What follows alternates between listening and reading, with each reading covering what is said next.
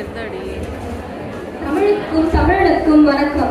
stand before you to talk about our great grandparents, the two legendary leaders of our freedom fight, Maruthu Pandiyars, and the national freedom movement, Jambu, Thirumagal. You may all wonder why is Thirumagal talking about in English about a great historical movement in Tamil Nadu. I want to make sure each and everyone over here, even if you don't know Tamil, must be aware of what's happened in Tamil Nadu and feel proud of it. And yes, we all know that most of the time, northern side, all the historical things are very powerful and been very much popular. But if you compare it with southern, it is less popular and it is very ignored. I specifically say this because if you ask for the national movement of India, first national movement, we'll all tell about the Sipai's Riot of 1857. But even before it, 56 years before it, our Maruthu Pandiyans have released Jambu Prakadanam, our first national freedom movement. What is Jambu Prakadanam? 1801, June 16th, it was a war declaration against British. He calls upon all the religions, castes and communities all over India to come and fight against British. And he also says, whosoever blood does not be mixed with British should fight against them. Some find it very abusive, but you have to understand the pain and patriotism that made them write this.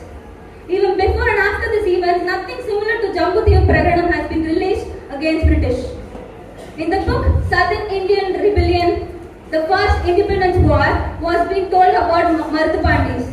But despite showing different documents and evidences, the Indian Council of Historical Research refuses to admit this as the first Indian freedom movement. Not just this, we all know about Jallianwala Bagh massacre in 1919. 380 people were brutally killed by Britishers. But even it was a dark history of Indian history, but I don't deny it. But even before that, 118 years before that, in Tirupattur, 500 people were killed because of Jambu after the release of Jambu Prakadanam. People were hanged, fired, and killed.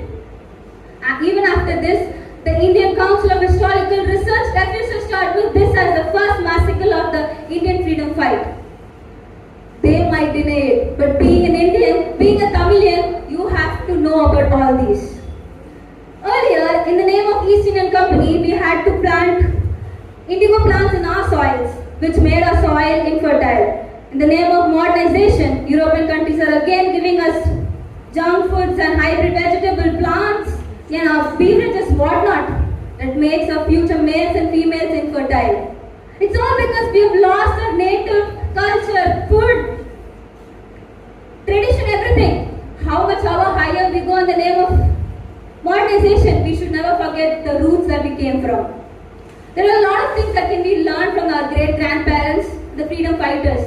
Few of them that I've learned from Maruthu Pandiyars are, first, they were not from a king's family. Step by step they became a great rulers and ruled the kingdom. Likewise, we don't have to be born in a rich family to become a leader in life. Again, they respected female leaders. They helped Velunachar to fight against British. They respected friendship. They gave refugee to Ubudurai and sheltered him and fought against British. And last but not the least, like the Jambu Prakadanam, if you find something wrong around you, just don't stay idle. Voice over it and face it bravely.